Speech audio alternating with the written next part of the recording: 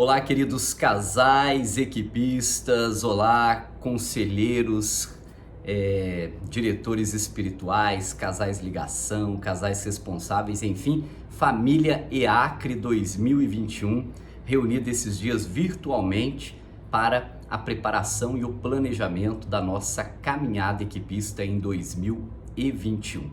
Eu sou o missionário redentorista, Padre Evaldo César, trabalho na cidade de Coronel Fabriciano, no Vale do Aço, e atualmente sou aqui o sacerdote responsável em acompanhar o setor A das equipes na cidade de Ipatinga.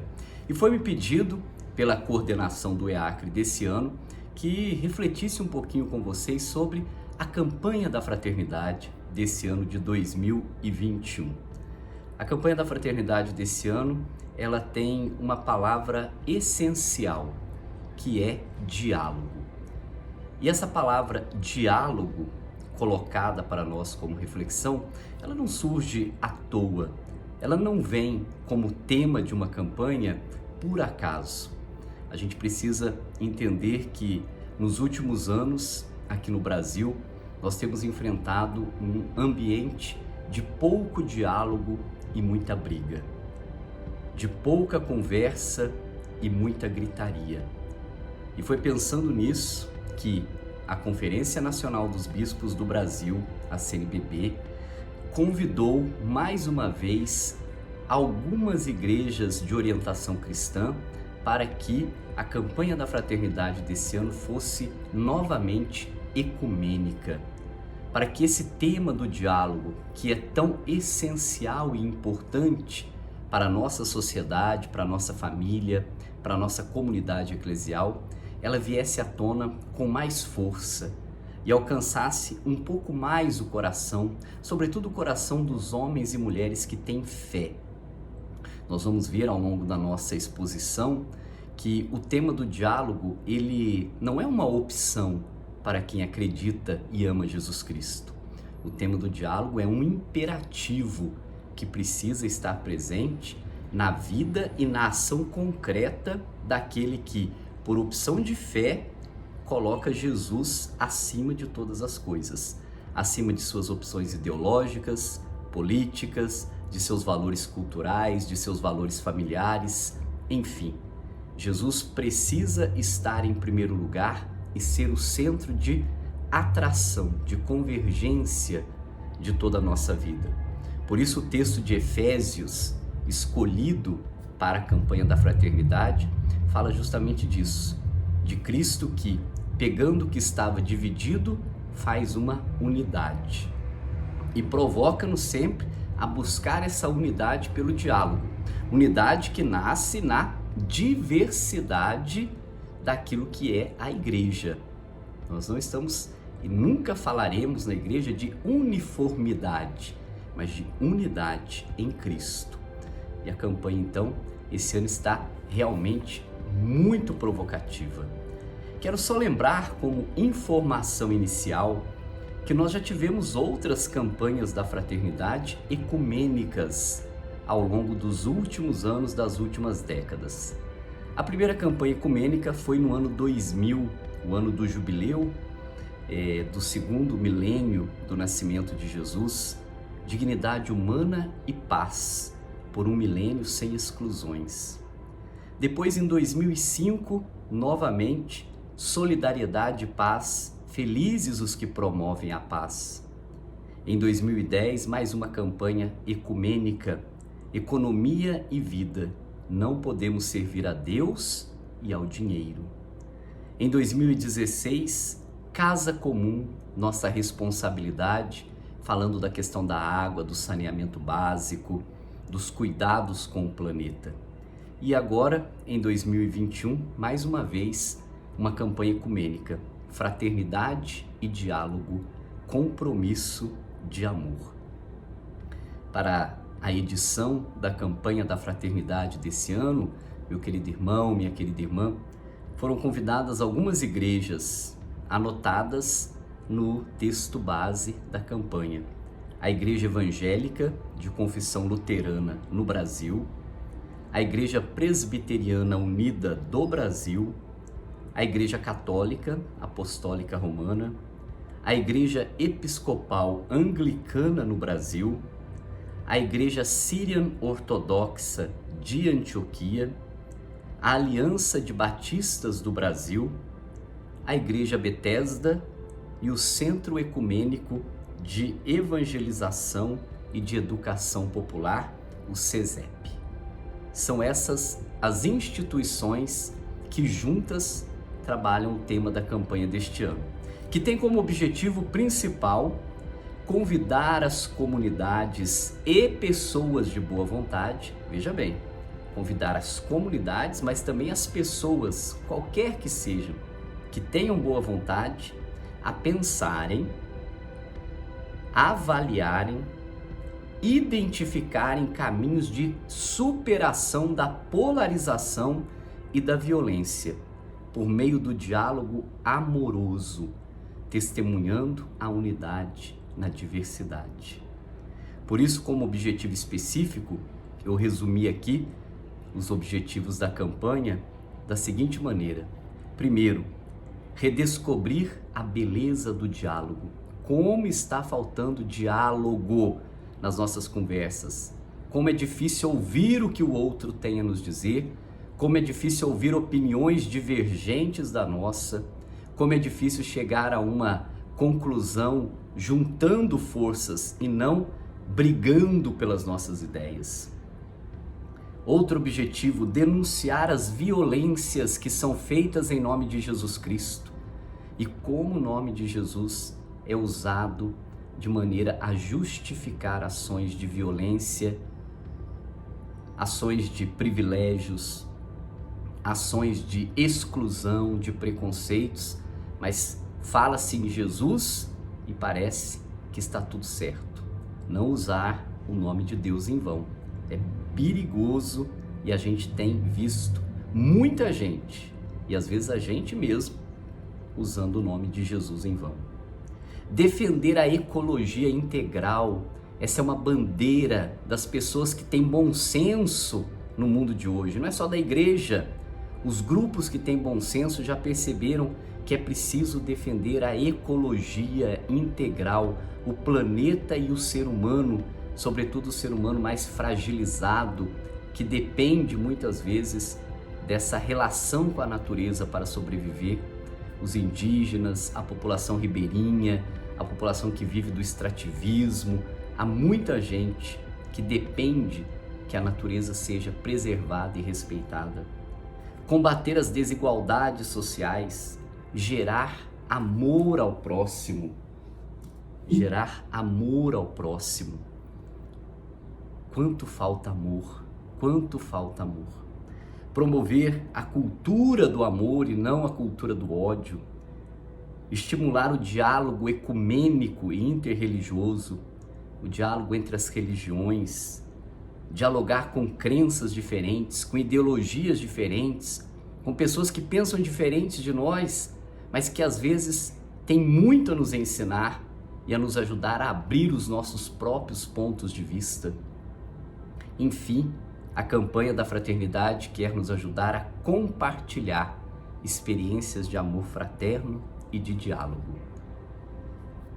Eu termino essa primeira sessão, essa primeira fala, com os objetivos, com essa provocação inicial de uma campanha que quer nos ajudar a conversar sobre tudo, sobre todas as coisas, sem estar armado previamente, sem estar com preconceitos diante de qualquer assunto, sem estar querendo defender simplesmente os próprios pontos de vista e os próprios interesses, esquecendo que Jesus veio para que todos tenham vida e tenham vida em abundância.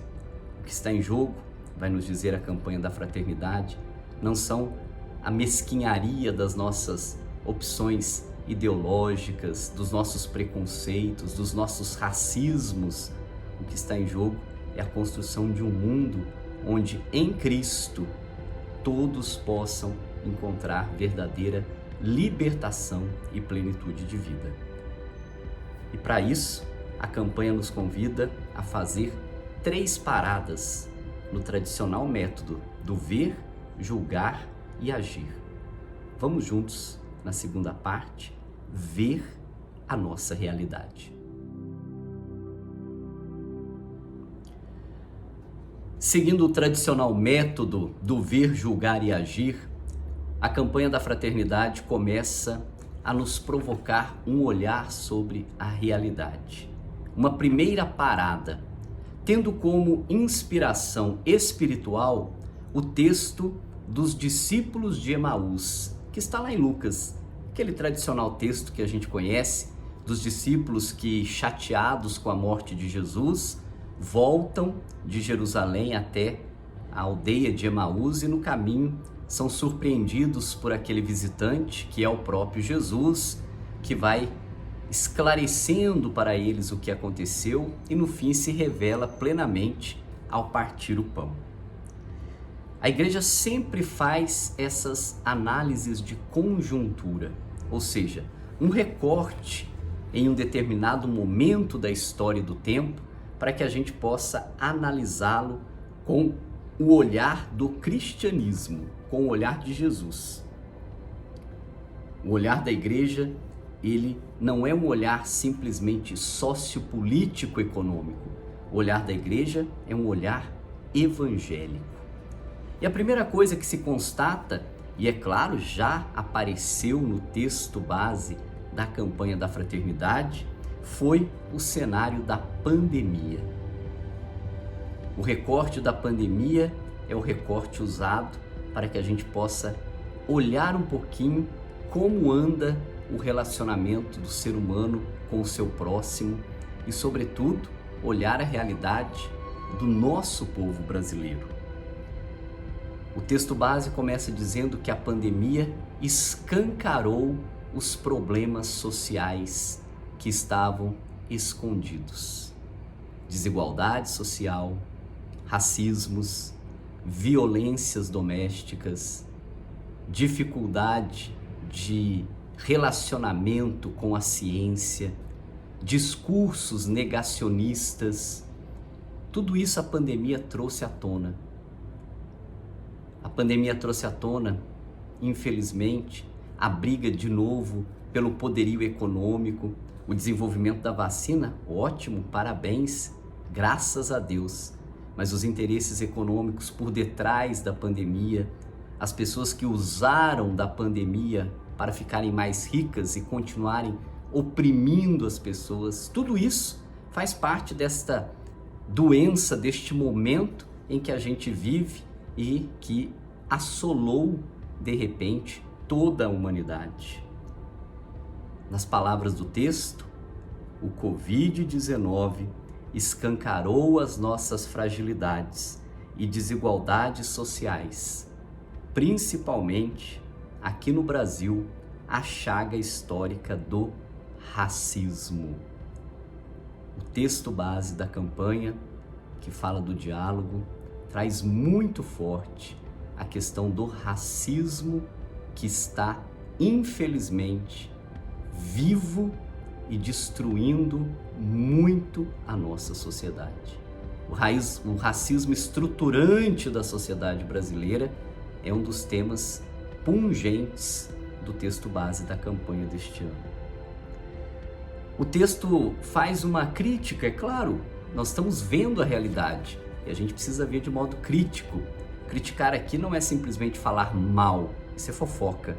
Criticar aqui é levantar fatos e situações que incomodam a partir de uma leitura que prevê a liberdade e a vida para o ser humano. Então há uma crítica ao enfrentamento da pandemia no Brasil. Aliás, uma crítica que está não só no texto base, mas em muitos e muitos sites e sérios que a gente encontra. Dias atrás, uma pesquisa feita na Dinamarca mostrou que o Brasil foi o pior país de todos a enfrentar a pandemia. O pior no enfrentamento dessa realidade do Covid, por uma série de razões que a gente conseguiu, de alguma maneira, acompanhar durante o último ano. Houve o jogo político, a politização da pandemia. Que triste, né?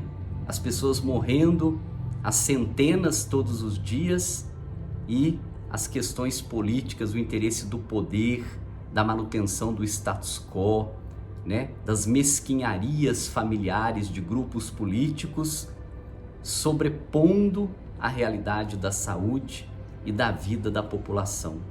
As vidas perdidas, quem as recuperará? Quem as recuperará? O texto base faz essa crítica forte a isso.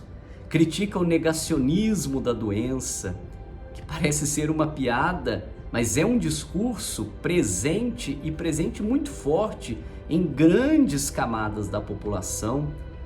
Pessoas que, arrastadas por um discurso falacioso, acabam dizendo que a doença não existe, que ela não é tão grave assim, que ela é só uma gripezinha, nas palavras do nosso distinto presidente. A relativização da ciência, né?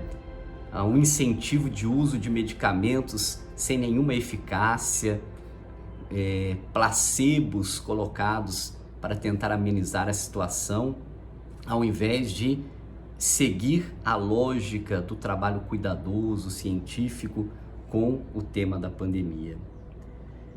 Chega-se à conclusão de que o povo brasileiro, olha que dolorido isso que eu vou falar com você agora.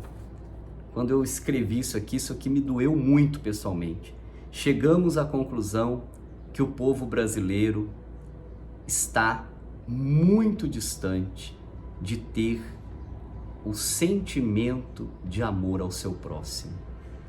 Por algumas questões muito simples durante essa pandemia, que foi evitar aglomerações, usar máscaras e respeitar os protocolos de segurança. O povo brasileiro foi um dos piores exemplos, está sendo, de seguir as regrinhas mais básicas da pandemia. E ao fazer isso, nós mostramos que nós não estamos nem um pouquinho preocupados com os nossos irmãos. Nós estamos preocupados unicamente com os nossos interesses, com o lucro das nossas empresas, com aquilo que nos sustenta, a nossa família, o nosso grupo, o nosso pequeno mundo. Ações simples, repito, quando nós deixamos de usar máscara durante a pandemia, nós estamos expressando um verdadeiro egoísmo em relação ao nosso próximo e ao nosso irmão. Pense nisso. Talvez você que está me ouvindo agora esteja pensando e refletindo sobre esse assunto, e se lhe serve, eu fico feliz, não fico triste não. A gente tem que estar aqui provocando mesmo pela palavra do Senhor.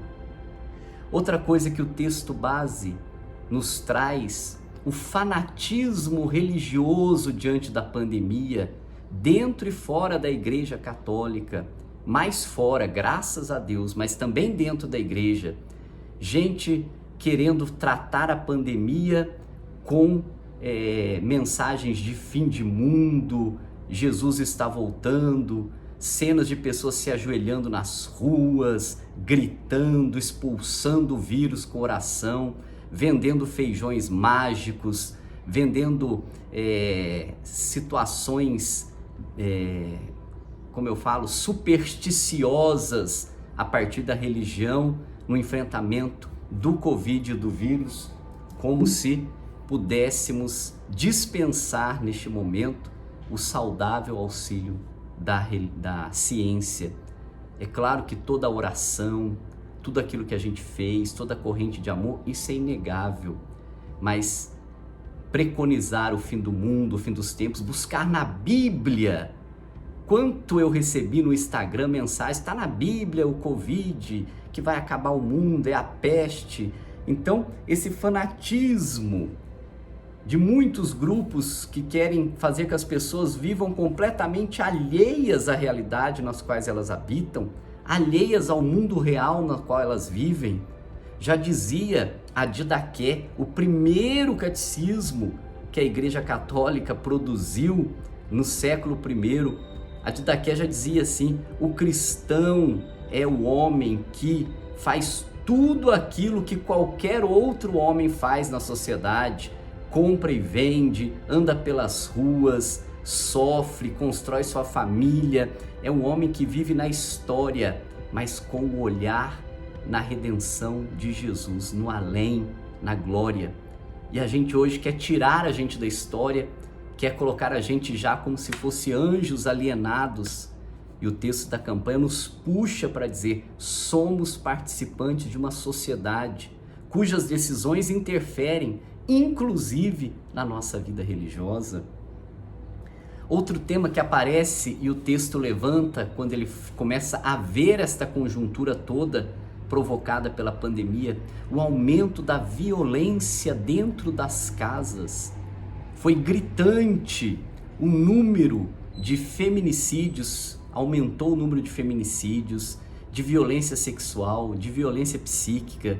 Isso aquelas que são reportadas, sem contar o grande número de violências que continuam silenciadas dentro das casas, sobretudo contra a mulher, sobretudo contra esta população que é mais carente, que é mais pobre. Fala-se muito do racismo. Racismo, que palavra horrível, e como essa palavra está presente hoje e precisa estar a nos incomodar. A gente que nega que o brasileiro seja racista, a gente que não consegue se colocar no lugar da pessoa que sofre pelo racismo. E todas as estatísticas, meu irmão equipista, todas as estatísticas mostram que o Brasil é um país estruturado pelo racismo. Foram quase 400 anos de imposição de uma cultura branca dominante sobre os africanos que eram trazidos à força e tratados como animais na nossa terra. E em 400 anos introjetou-se em nós um preconceito, uma cultura, um modo de pensar racista que, se a gente não vigiar, nós vamos passando adiante e perpetuando essa que, na minha opinião, é uma das piores chagas culturais que nós carregamos. A incapacidade de reconhecer o outro como alguém igual a mim e de separá-lo, de segregá-lo, de colocá-lo em condições de rebaixamento social, moral, por conta da cor da sua pele, por conta das suas condições sociais. Isso tudo é doentio e preciso tomar cuidado, porque é impossível eu proferir a minha fé em Jesus Cristo e continuar tendo representação racista na minha fala, nas minhas atitudes, nas minhas escolhas. Pensemos nisso. A campanha da fraternidade busca lá no fundo esse questionamento e nos coloca mais uma vez face a face com essa questão do racismo.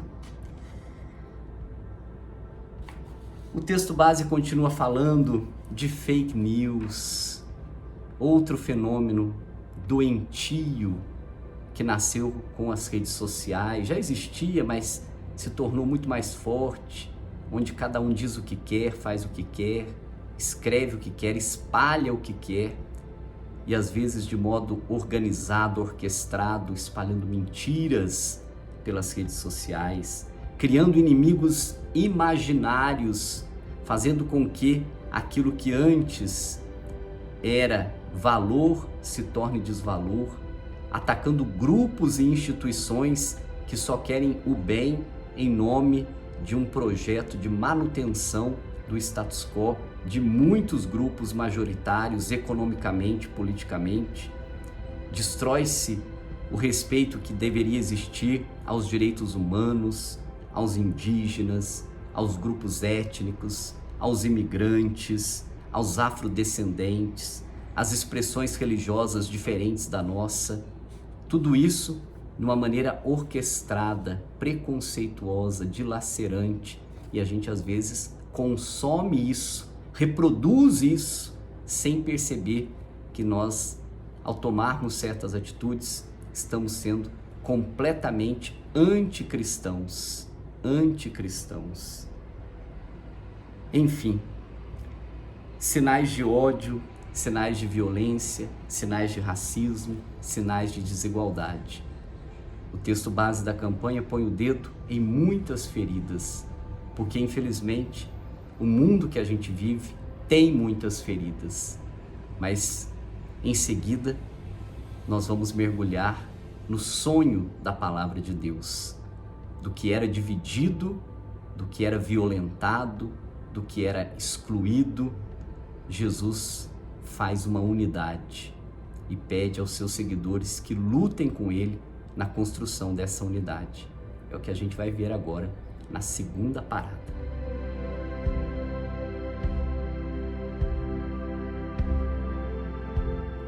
Na segunda parada do texto base da campanha da fraternidade, toda essa realidade doentia, triste, sofrida, que a gente acabou de analisar de maneira muito rápida, né? A gente não aprofundou os assuntos, não. Só semeamos para que a gente possa ver quanta dor, sofrimento, desigualdade, violência, opressão existe e com as quais a gente convive diariamente e às vezes de modo a aumentá-las ainda mais.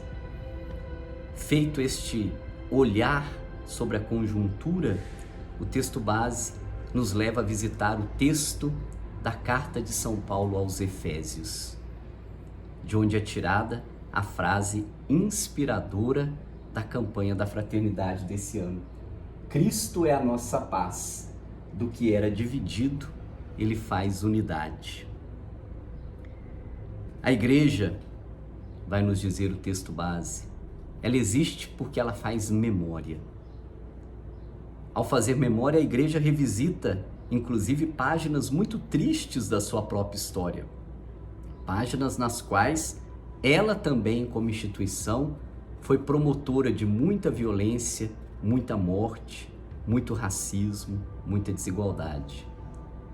Mas o texto base mostra que no processo de conversão, a igreja, graças a Deus, vem de tempo em tempo superando tudo isso e trazendo para o centro o Cristo, que é o verdadeiro e único autor da paz.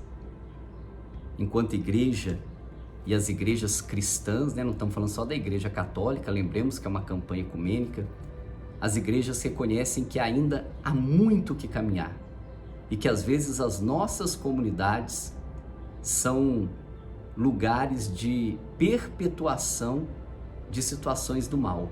A fé, às vezes, pode ser também um celeiro de perpetuação de coisas ruins. Por isso, vigiai e orai todo o tempo, rever as nossas atitudes.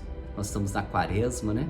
A quaresma é o tempo do perdão, é o tempo da revisão de vida, e a igreja faz esse trabalho interno e constante de superação das suas mazelas, e nós somos a igreja e carregamos muitas mazelas.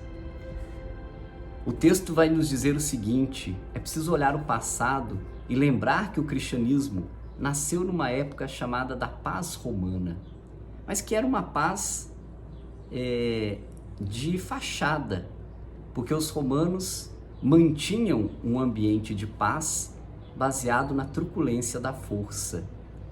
Qualquer um que ousasse questionar as posições do Império Romano eram imediatamente silenciados pela força. E aí o ambiente da paz aparentemente existia porque as pessoas tinham medo de expor as suas verdades, medo de dizer o que pensavam, medo de questionar o poder opressor do Império Romano. Então, aparentemente estava tudo muito tranquilo. A campanha nos lembra que hoje é preciso tomar cuidado para que a gente não tenha uma falsa sensação de paz que vem do medo de expor aquilo que a gente pensa. Às vezes, o medo de falar, de conversar e de dialogar mostra uma falsa paz. Nas famílias, nós somos equipistas, a gente é especialista, ou deveria ser especialista em família, né? Quantas vezes a família tem aquela fachada de serenidade, aquela fachada de que tá tudo bem, tá tudo certo, mas por quê? Porque ninguém ousa mexer nos problemas que estão ali, verdadeiramente incomodando, mas ninguém quer tirá-los para discutir. Então vive-se uma pretensa paz que, na verdade, não constrói verdadeiramente ninguém, né? É uma mentira vivida e assumida por todos. Assim era esse ambiente. E o cristianismo vem justamente nesse ambiente de paz romana trazer novidades. Quantos mártires, homens e mulheres, morreram nesse período, no começo do cristianismo, justamente porque incomodaram o sistema romano de organização da vida. É essa mesma vontade de ser diferente, de questionar, de provocar, que a campanha da fraternidade planta no nosso coração. Ela vai dizer: não fiquemos calados diante da injustiça, não fiquemos calados diante dos racismos, diante das violências humanas, domésticas contra a mulher. Quem se cala acaba sendo cúmplice de uma situação que não é uma situação de construção do reino de Deus, senão a perpetuação de um reino de morte. Por isso, a carta aos Efésios, quando São Paulo escreve a carta aos Efésios, ele enfrenta este problema.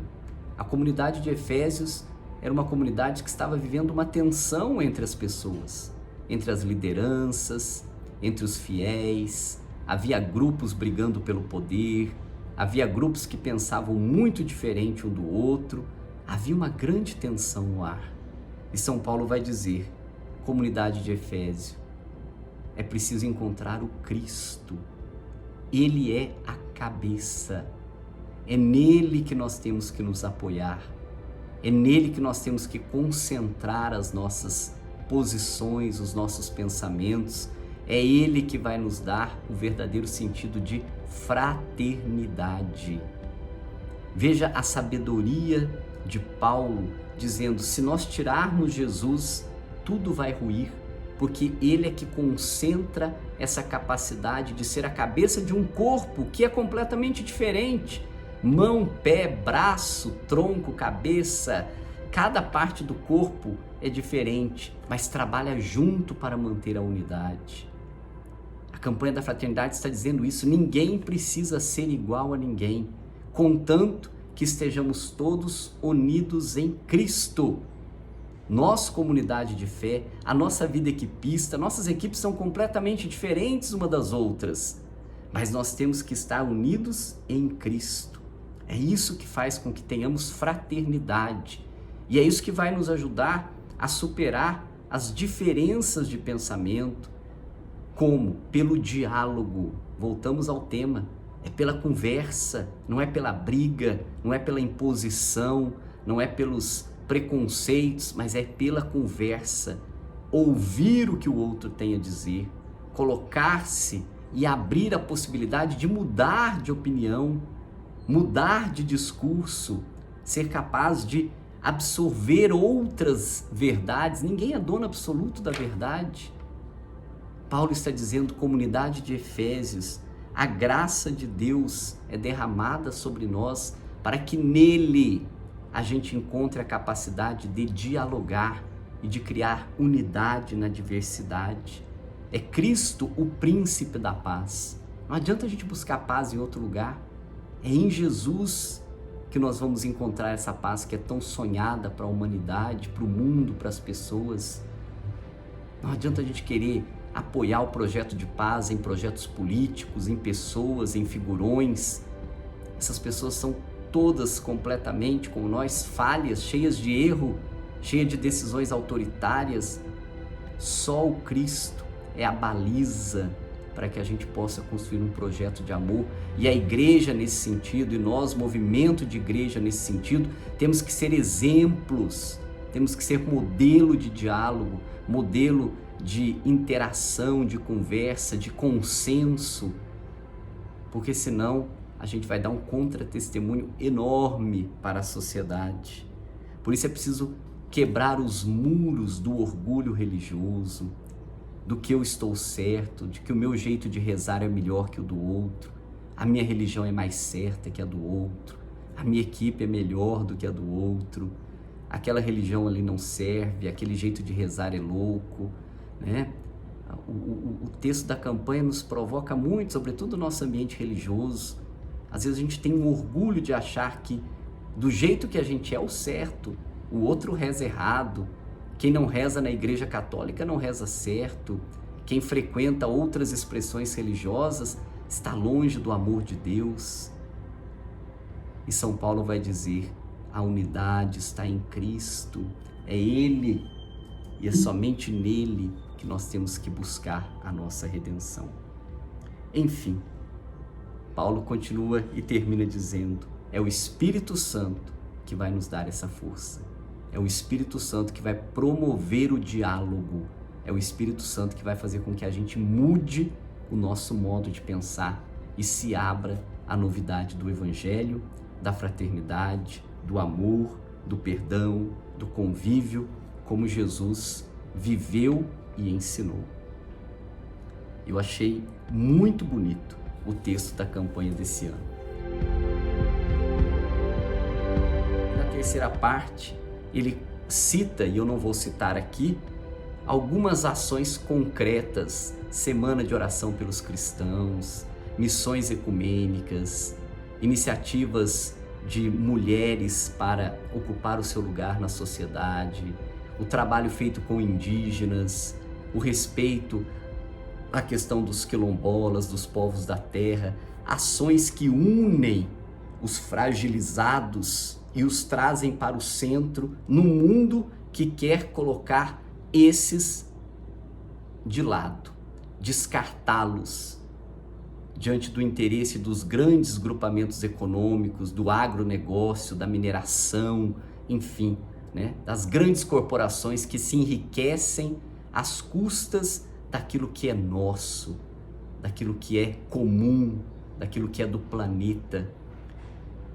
E essa terceira parte, ela provoca você a fazer na sua casa, na sua vizinhança, na sua igreja, na sua comunidade, na sua sociedade, ações de diálogo, ações de conversa, ações de integração com o outro e não de separação. Por isso fica para nós essa responsabilidade diante da campanha da Fraternidade 2021. Cristo é a nossa paz. Do que era dividido, Ele fez uma unidade. Que Deus nos ajude, pelo menos a pensar um pouco e a desarmar um pouco aquilo que a gente acha que é certo só porque eu penso que é certo. Aquilo que eu acho que é justo só porque eu penso que é justo. Aquilo que eu acho que é verdadeiro só porque eu penso que é verdadeiro. E iluminar os meus posicionamentos com a palavra de Jesus. Essa desestabiliza a gente, essa nos faz pensar. Obrigado pela atenção, que Deus abençoe a todos e uma ótima continuidade de Acre para todos nós. Que Deus te abençoe e vamos juntos construindo um mundo melhor. Fiquem com Deus.